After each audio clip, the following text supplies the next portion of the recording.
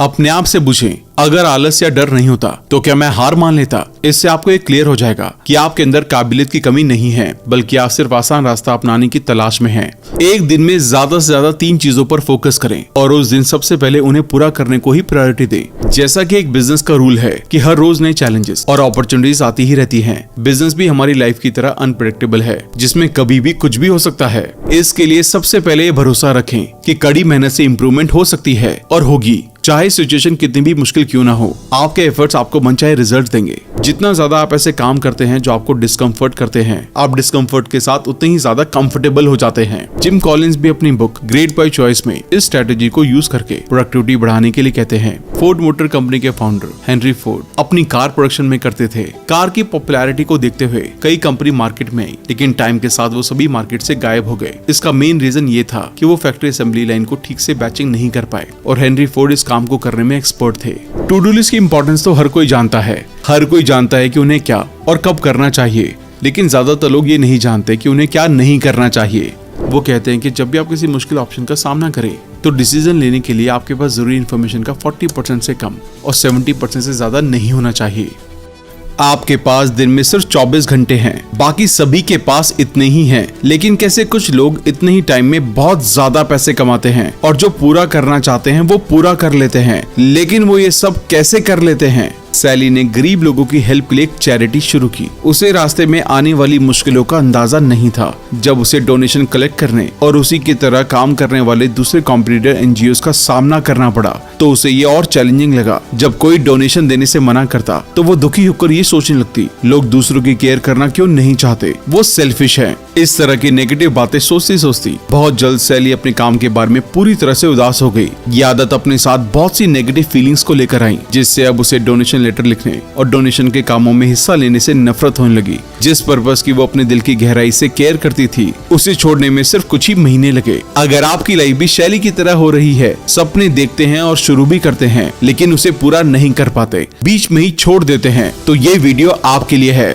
आज हम finish what you start book के बारे में बात करने वाले हैं, जिसे पीटर हॉलिंस ने लिखा है। कुछ मिनट का टाइम निकालकर ध्यान से वीडियो पूरी देखें और स्किप ना करें, क्योंकि इस बुक की सारी बातें इंटरकनेक्टेड हैं। पूरी देखेंगे तो आपको सभी बातें अच्छे से समझ में आएंगी। तो चलिए फिर शुरू करते हैं। सबसे पहले आप ये देखें, आप जो शुरू करते हैं उसे पूरा करने के लिए आपको क्या मोटिवेट करता है। एक बार एक सक्सेसफुल बिजनेसमैन का इंटरव्यू हो रहा था। ऑडियंस में से एक 21 साल के लड़के ने पूछा, मैं 2 सालों से लगातार अपने बिजनेस पर मेहनत कर रहा हूँ। होली हो या दिवाली हो, मैं दिन रात काम करता हूँ, लेकिन फिर भी मुझे आगे बढ़ने का कोई रास्ता नजर नहीं आ रहा है। सर, मुझे क्या करना चाहिए? बिजनेसमैन ने कहा, जब मैं तुम्हारी तरह स्टार्टअप कर रहा था तो शुरुआत में मैं भी कभी एक काम करता, लेकिन उसे पूरा किए बिना ही दूसरा शुरू कर देता। इस वजह से कई बार मुझे भी ऐसा लगता कि क्या मैं एक सक्सेसफुल बिजनेसमैन बन भी पाऊंगा या नहीं। एक दिन मैंने finish what you start book पढ़ी, जिसमें ऑथर पीटर हॉलिंस ने स्टेप बाय स्टेप बताया है कि कैसे हम जो भी शुरू करते हैं उसे फिनिश करते हुए अपनी मनचाही मंजिल तक कैसे पहुंचे। मैंने जब इन तरीकों को अपनाना शुरू किया तो प्रोडक्टिवली काम करने लगा और आज रिजल्ट तुम्हारे सामने है।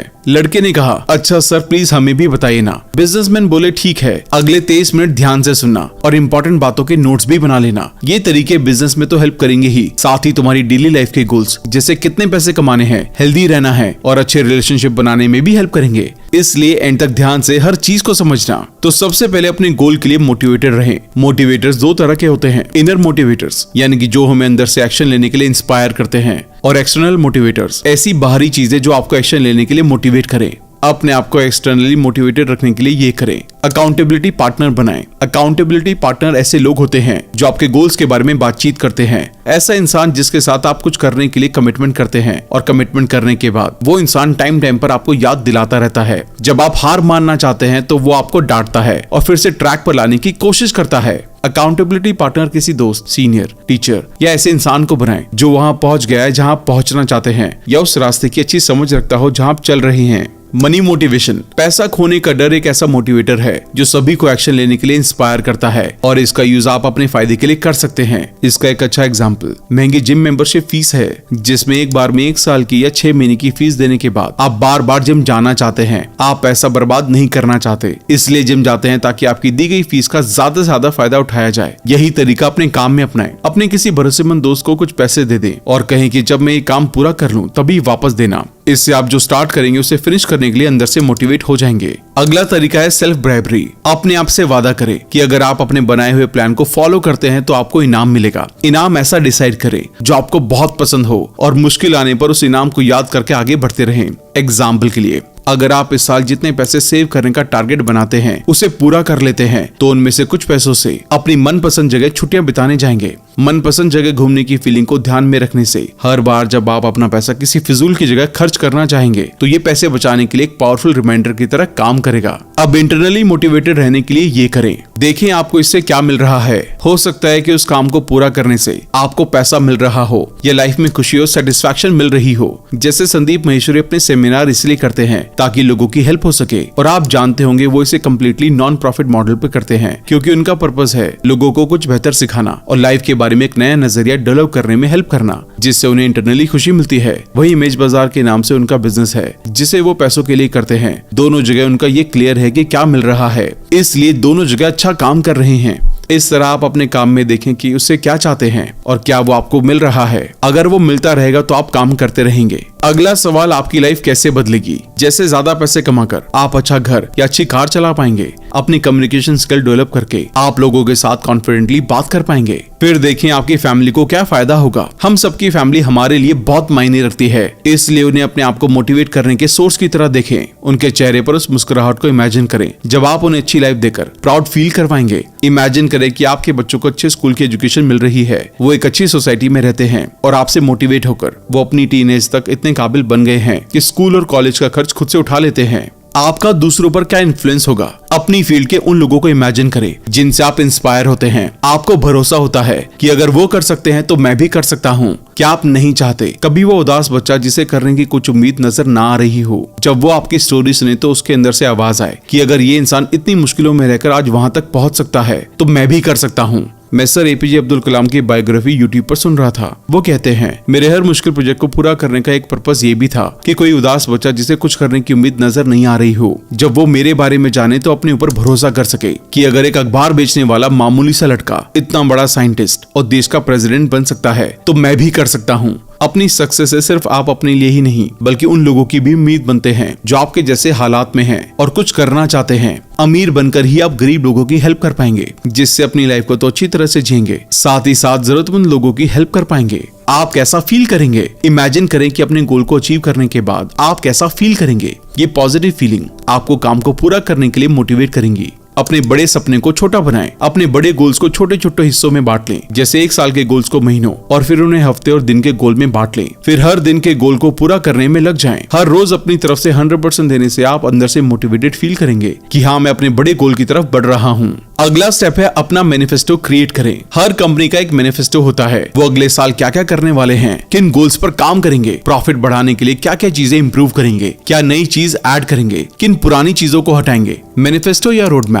क्लियर होने से वो पूरे साल खुलकर एक्शन ले पाते हैं और टारगेट्स को अचीव करते हैं। इसी तरह इलेक्शन में हर पार्टी का एक मैनिफेस्टो होता है। वो आपको बताते हैं कि अगले 5 साल में जनता के लिए क्या क्या करने वाले हैं, तभी आप उन्हें वोट देकर जिताते हैं। सोचे जिस पार्टी का मैनिफेस्टो ही ना हो, क्या आप उसे वोट देंगे? नहीं, और ना ही वो कभी जीत पाएगी। इसी तरह आपकी लाइफ का भी एक मैनिफेस्टो होना चाहिए कि अगले कुछ सालों में कहां पहुंचना चाहते हैं और क्या क्या करना चाहते हैं। इसके लिए इन 3 रूल्स को फॉलो करें। रूल नंबर 1, खुद को इवैल्यूएट करें। अपने आप से पूछें, अगर आलस या डर नहीं होता तो क्या मैं हार मान लेता। इससे आपको ये क्लियर हो जाएगा कि आपके अंदर काबिलियत की कमी नहीं है, बल्कि आप सिर्फ आसान रास्ता अपनाने की तलाश में हैं। ब्रूस ली कहते हैं, preparation for tomorrow is a hard work today. आपको कल की अच्छी तैयारी के लिए आज हार्ड वर्क करना ही होगा, इसका कोई सब्स्टिट्यूट नहीं है। मान लीजिए आपका गोल 1 महीने में अपने कस्टमर को कुछ प्रोडक्ट देकर एक अमाउंट कमाना है। जब आप ग्राउंड लेवल पर काम करना शुरू करते हैं तो ये मुश्किल लगता है। आप खुद को डिमोटिवेटेड होते हुए पाते हैं और काम करना बंद करना चाहते हैं या कुछ दिनों की छुट्टी लेना चाहते हैं। तो छोड़ने से पहले अपने आप से पूछें, क्या मैं सिर्फ आलसी हो रहा हूँ?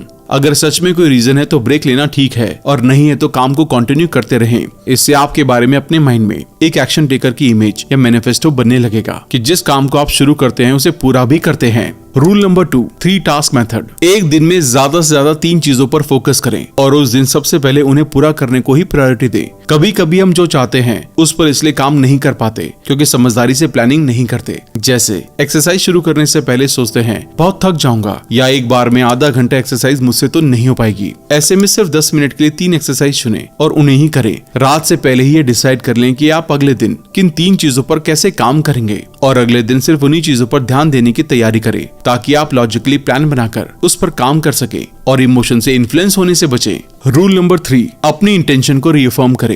ये रूल काफी हद तक रूल 1 की तरह है। ये रूल तब अप्लाई करें जब आपको अपने प्लान के हिसाब से एक्शन लेने में आलस या डर का सामना करना पड़ रहा है। जब आप काम को छोड़ने या आगे बढ़ने के बारे में डाउट करते हुए पाएं, तो अपने आप को ये बातें याद दिलाएं और इससे भी बेटर अपने जवाब कहीं पर लिख लें ताकि उन्हें दोबारा देख सके। आई वॉन्ट यानी कि मैं चाहता हूँ, यहाँ अपना फाइनल गोल बताते हुए अपने आप को बताएं कि इससे कैसे फायदा होगा। इसे अचीव करने का आपका रीजन या मोटिवेशन क्या है। अपने एक्सटर्नल और इंटरनल मोटिवेटर्स को याद दिलाते रहें, जैसे मैं अमीर बनना चाहता हूँ, मैं अपने लिए करना चाहता हूँ, अपनी फैमिली के लिए और सोसाइटी के लिए करना चाहता हूँ। आई विल यानी कि मैं करूंगा। यहाँ आप अपने आप को बताएं कि उस फाइनल गोल तक पहुँचने के लिए क्या क्या काम करेंगे। ये सवाल आपका ध्यान इस तरफ लाएगा कि आप अभी जो कर रहे हैं उसे पूरा करना कितना जरूरी है और ये काम उस बड़े गोल से कैसे जुड़े हुए हैं। आप समझ जाएंगे कि जर्नी डेस्टिनेशन का जरूरी हिस्सा है। आपका ध्यान इस तरफ जाने लगेगा कि अभी क्या करना सबसे जरूरी है। एग्जाम्पल के लिए अपने आप से कहें, अगर मैं इतने पैसे कमाना चाहता हूँ तो मुझे इस प्रोजेक्ट को पूरा करके उन दूसरे प्रोजेक्ट्स पर कड़ी मेहनत करनी होगी और मैं इन्हें पूरा करूंगा।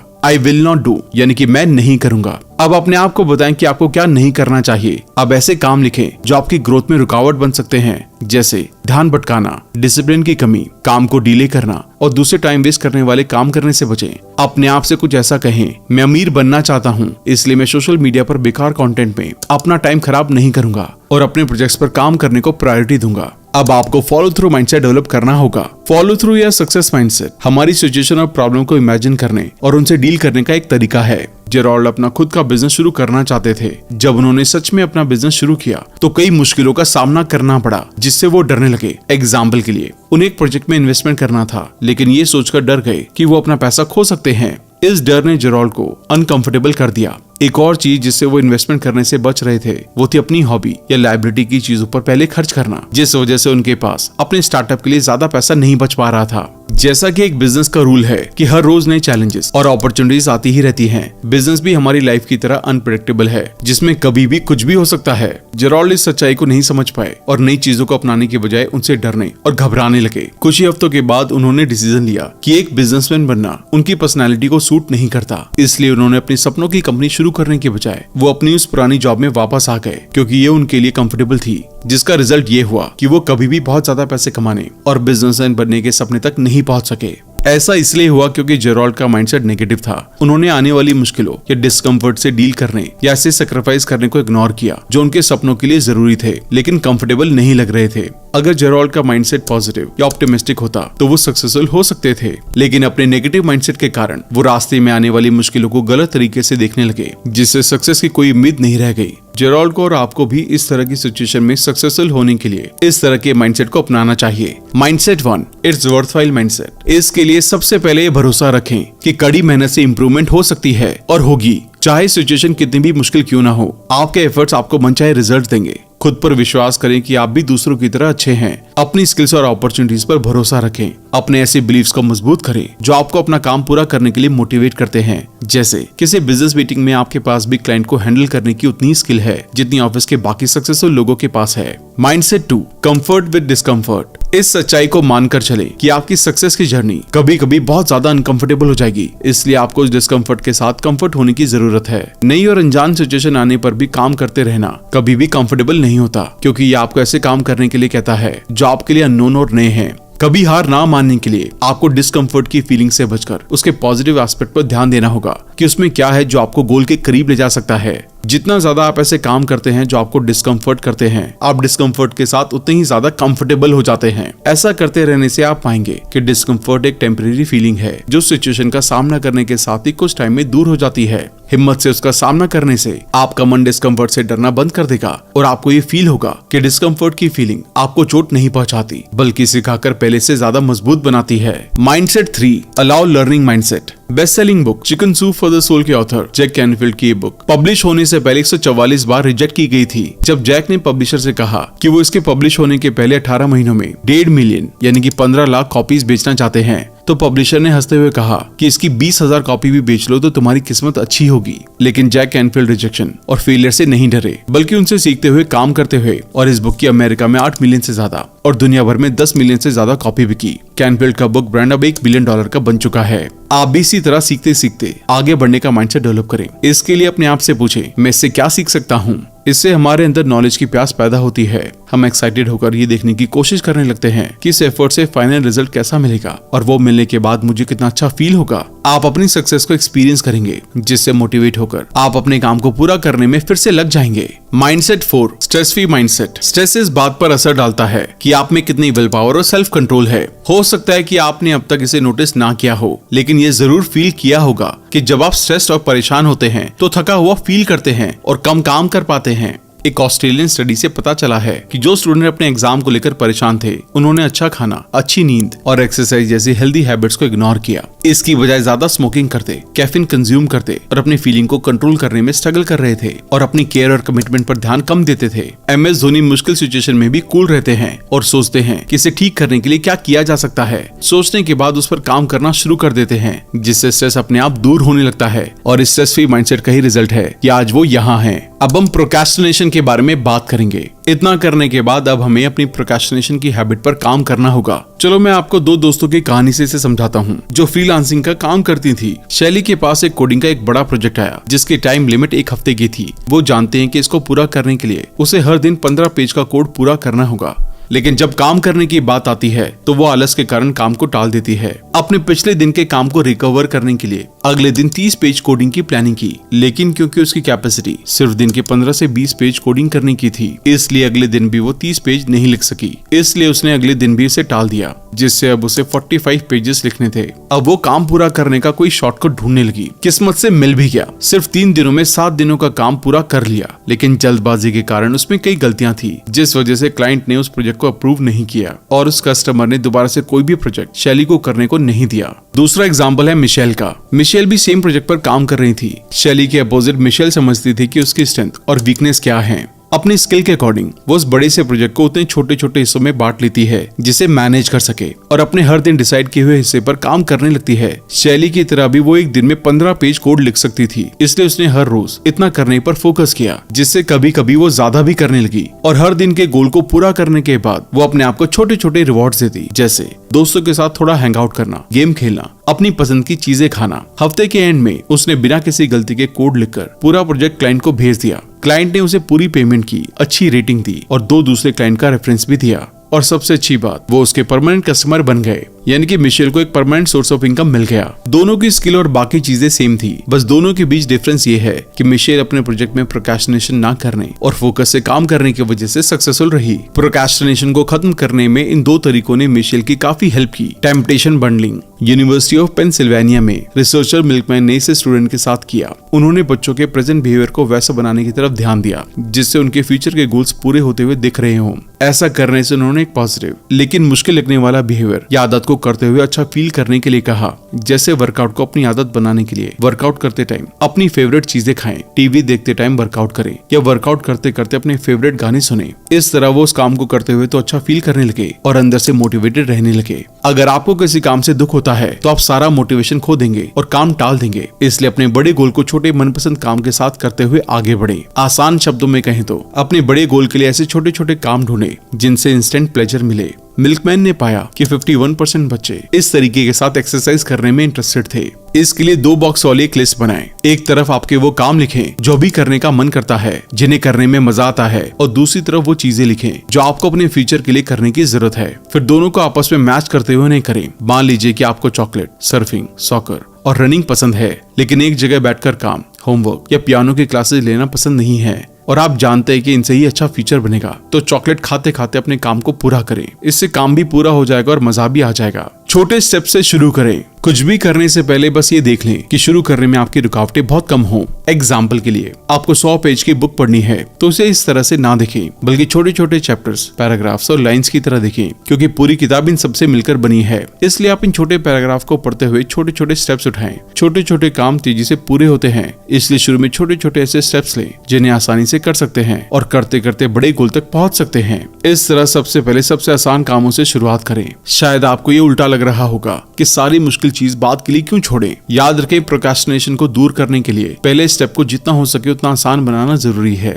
ऐसा करके आप अपने आप को मोटिवेट करते हैं और अपने मन को ये साबित कर देते हैं कि इसे और इस तरह के दूसरे कामों को आसानी से कर सकते हैं। ऐसा करते करते जब आप मुश्किल कामों तक पहुंचते हैं तब तक वो आपके दिमाग को ज्यादा अचीवेबल और आसान लगने लगेंगे, क्योंकि आपका दिमाग पहले से ही जैसे बहुत काम कर चुका होगा। अब आपको रिस्क को कंसीडर करके चलना होगा। ये सोचे कि क्या गलत हो सकता है। ये सबसे सक्सेसफुल लोगों में से एक बिल गेट्स भी करते हैं। जिम कॉलिंस भी अपनी बुक ग्रेट बाय चॉइस में इस स्ट्रेटेजी को यूज करके प्रोडक्टिविटी बढ़ाने के लिए कहते हैं। बुक में वो बताते हैं कि कैसे बिल गेट्स जैसे लोग लगातार इस बात को लेकर भी सीरियस रहते हैं कि क्या गलत हो सकता है। हमेशा सबसे बुरे से बचने की कोशिश में इन लोगों ने सच में बहुत कड़ी मेहनत की। सबसे खराब रिजल्ट से बचने के लिए वो हमेशा अपनी प्लानिंग पर ध्यान देते हैं, जिससे डर उन्हें मोटिवेट करता है और काम को टालने से रोकता है। आप भी इस तरह थोड़े सीरियस हो जाएं और सवाल करना शुरू करें कि क्या गलत हो सकता है। कुछ चैलेंजेस या मुश्किलों से बचने के लिए छोटी छोटी प्लानिंग बनाएं और काम करें। क्या गलत हो सकता है, इसके बारे में सोचना आपको ज्यादा प्रोडक्टिव बनाता है, क्योंकि आप इस टाइम डरे हुए और बहुत ज्यादा अलर्ट होकर काम करते हैं। अपने आप से पूछें कि अगर आप इस टाइम एक्शन लेने में देरी करते हैं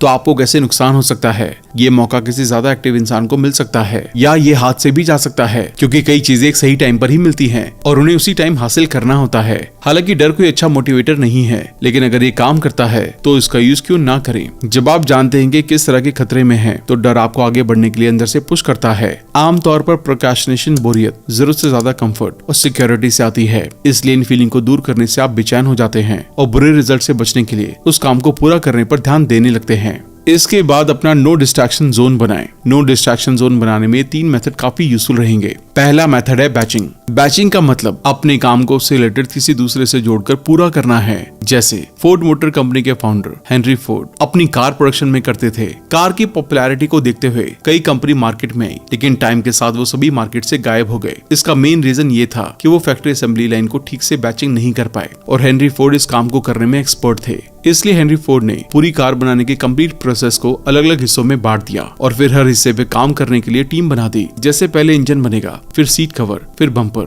और इस तरह कई दूसरे पार्ट्स। ये तरीका एक पूरे प्रोसेस को ठीक से ऑर्गेनाइज करता है और काम के बीच में एक को पूरा किए बिना एक से दूसरे पर स्विच होने से रोकता है। इससे वर्कर्स को अपने काम में स्पेशलिस्ट बने और इम्प्रूवमेंट करने की फ्रीडम मिली, जिससे गलतियां कम होने लगी और आने वाली मुश्किलें आसानी से सॉल्व होने लगी, क्योंकि इससे वर्कर्स को हाथ में ले गए काम के लिए जरूरत से ज्यादा सोचने की जरूरत नहीं होती थी। और इस वजह से फोर्ड ऑटोमोबाइल प्रोडक्शन और आउटपुट आसमान छूने लगी और अपने मार्केट पर टॉप पर आ गई।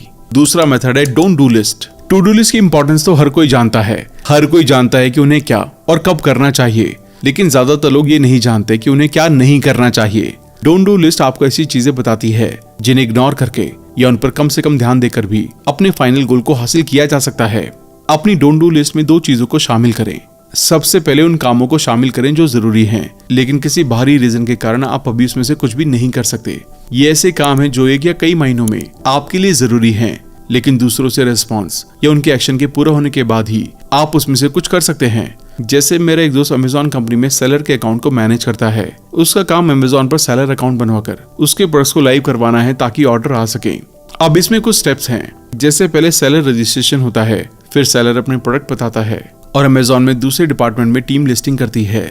लिस्टिंग से पहले वो सेल्स बढ़ाने के लिए कुछ भी नहीं कर सकते, इसलिए इस टाइम वो सेलर पर ध्यान नहीं देते और नए सेलर को बनाने पर ध्यान देते हैं या फिर किसी पुराने सेलर को सेल्स बढ़ाने में सपोर्ट करते हैं। इसके बाद अपनी लिस्ट में उन कामों को शामिल करें जो आपके गोल के लिए जरूरी तो हैं, लेकिन आपके बिना भी किए जा सकते हैं। अगर आप एक बिजनेसमैन हैं, तो आप नोटिस करते होंगे कई ऐसी छोटी चीजें होती हैं जो आपकी इनकम में डायरेक्टली कंट्रीब्यूट नहीं करती हैं, और अक्सर ये छोटी चीजें ऐसी होती है जो आपका कीमती टाइम ले लेती हैं। तो देखें कि क्या आप इन्हें किसी और को दे सकते हैं या आउटसोर्स कर सकते हैं। अपना टाइम उन इंपॉर्टेंट कामों पर खर्च करें जो पूरे प्रोजेक्ट को आगे बढ़ाते हैं। तीसरा मेथड है 40-70 rule. Indian foreign secretary S Jaishankar अपने किसी भी इंपॉर्टेंट काम को पूरा करने के लिए इस रूल को अपनाते हैं। वो कहते हैं कि जब भी आप किसी मुश्किल ऑप्शन का सामना करें तो डिसीजन लेने के लिए आपके पास जरूरी इन्फॉर्मेशन का 40% से कम और 70% से ज्यादा नहीं होना चाहिए। अगर आपके पास जरूरी इन्फॉर्मेशन का 40% से कम है तो आगे बढ़ने के लिए इनफ चीजें नहीं जानते हैं और शायद बहुत सारी गलतियां करेंगे। इसके अपोजिट, अगर आप अब तक 70% डेटा मिलने के बाद भी और ज्यादा डेटा के पीछे भागते हैं जो कि ग्राउंड लेवल पर काम किए बिना नहीं मिलता है, तो आप बहुत ज्यादा घबराओ और थक जाएंगे। हो सकता है कि मौका आपके हाथ से निकल जाए और जिसने आपसे पहले ही शुरुआत कर दी थी वो आपको हरा दे।